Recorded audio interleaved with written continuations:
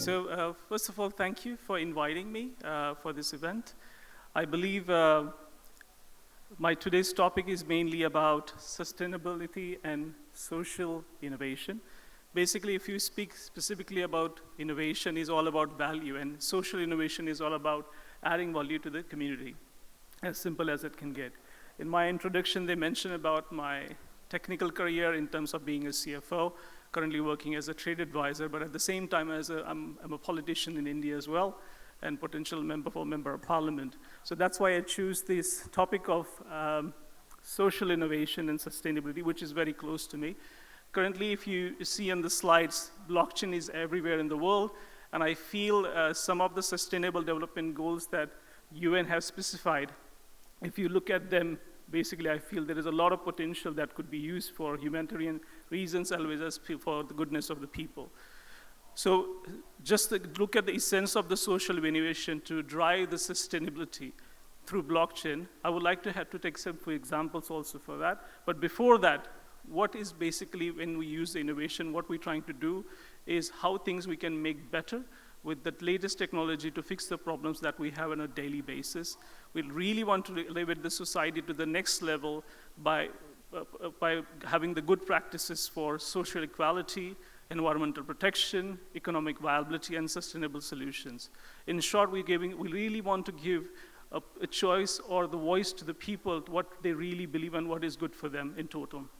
So just to some of the examples I would like to give you in terms of social innovation, and especially in the sustainable area, will be like turning the plastic waste into valuable currencies that are transforming disaster management by using the blockchain, microfinancing in retail and agriculture and dairy, which is really close to my heart, this topic, and I'll be speaking about that.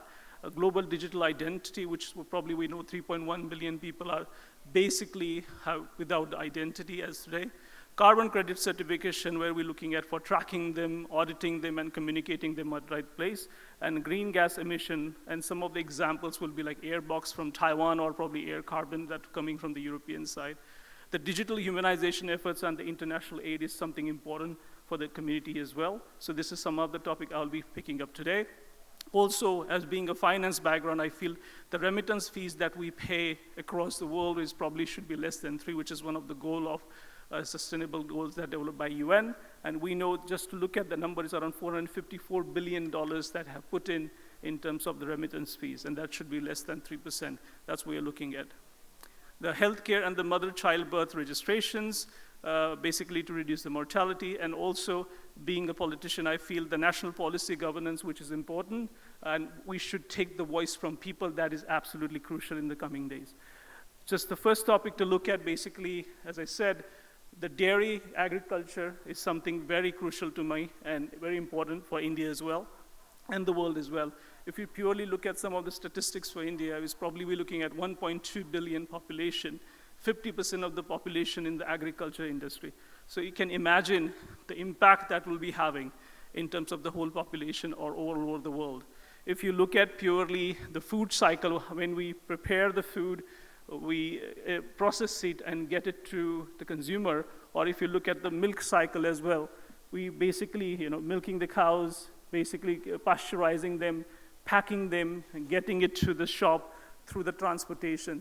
These all things needs to be carefully considered, because if we really want to survive in the food industry, what is important for us to really track how the food is moving. Everybody is very interested in terms of how the food quality is, how it is created, what kind of soil it is used, what kind of pH water is used. And if we use the blockchain technology, which really going to provide you the full transparency in the supply chain, everybody will know how their food is prepared. We will know who is the farmer who have really created these vegetables, where the water is coming from, what kind of soil is, what kind of fertilizers have been used. Once the consumer have all this information, people are going to be very, very, very, very attached to that brand. So that is important that when the consumer, if you look at it, when they look at the companies doing the CSR activities very well or not, is the food or the milk produced, is it going to be in a responsible and sustainable way or not? These are things which are going to be closer to the heart of the people and the consumers. So this is really, really crucial. if you look at probably another example, just to see what that means in terms of farmer and everything. Once you are a consumer, you probably want to see this information at a click of a button. What that means is basically if a consumer wants to directly talk to the farmer, who is that, or want to give a micro, I will say, tip also, because doing a great job, I think so that could be possible in terms of the blockchain. So what I'm trying to say here is basically we have to connect the farmer to the global community, or maybe connecting the local to the global community by giving them all the benefit of actually working hard into the field, making sure what they're doing, and really get their work recognized. And we want the consumers who are consuming this food or the milk to be part of that story. They should know how much efforts the farmers are putting, how the local person is putting the efforts for. So of course, with the blockchain, we can actually get into the agricultural land belongings in terms of doing like smart contracts, contract farming, agriculture, crop and equipment management transformation. These are the things we are probably going to be useful in the next few days through blockchain, and that will be using the unleashing all those things. Specifically, if we go into the banking industry, that is a second example I would like to give. When you go to the banking industry, probably if you see, most of the banking industry, if in Southeast Asia, if you see, they are focusing only based on the tier 1 or tier 2, which are we have all the documentation, have all the identities, have enough collateral to go to the bank and borrow the money. But if you look at the microfinancing, which is really crucial for us. For example, if you go into the vegetable market or any dairy market, the small farmers don't have the capital investment, which could be very small. But they don't have access to that information because they don't have any documentation for this. So right now I'm working very closely. You can see the number of people sitting in front of me. Being a board of director for Gokul Milk, which is 13th largest in Asia, I probably deal with more than 800,000 farmers on a yearly basis. Basically, my constituency is made up of 1.7 million people. So you can imagine how many people I'll be touching in terms of actually giving the access to. So the whole idea is to how I can provide that capital investment to the people, and it looks smaller in terms of the money, but when you add the volume together, it's billions of dollars sitting there. But having this structured approach is going to be the key for this one. Everybody talks about, I've seen the presentations from the yesterday one, and it is fantastic, but we can't forget that most of the volume or most of the people are coming below half of the pyramid. That's where the money is. So if we add that together, that's where the value is going to be created. So you can see that if we do the microfinancing, we do the right credit ratings, and we decide the role of a borrower, a lender, as well as a financial institution, I think so there is a great opportunity for blockchain to enter in and really focus on those who actually running the world for the food and everything. And probably the last case I would like to give it to you is basically some of the humanitarian efforts. Basically, everybody have doing a lot of work. We can see many people are doing different work, but sometimes they don't have an access in terms of reaching to the right donors or giving that information to the right people or the right platforms. So that's where the issue comes in, where we need to figure it out, that how we can get those authenticated records or authenticated organizations or NGOs should get out their work in open and connect to the global people who really wants to do for the goodness of the people. So I feel this is some of the chart flow I said that somebody will be putting the information. This is the records where this will be shared records, which will be using the blockchains that will be authenticated by the network and what will be published. What that means is if somebody's interested, for example, I'm doing some good work for the blind people who wants to study and educate and provide them the school fees and everything. So somebody sitting in London or somebody sitting in the US will see this information in the blockchain, make sure this is authenticated, and potentially can provide the help that is needed.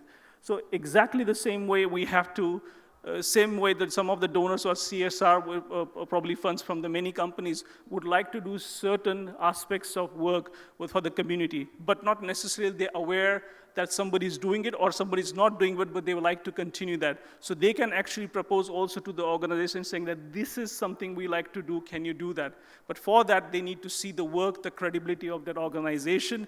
They need to see the credibility of that management team who is executing all this information. So in short, I will say the people that matters the most, I think, all the companies wants to do the best for the people as well, but we need to give that platform and authenticity, that trust, that transparency to the people. And once we have that trust between the two parties, I think so people will do that. And that's where I'm really looking into blockchain, that how we can do for microfinancing, for humanitarian, any of this work.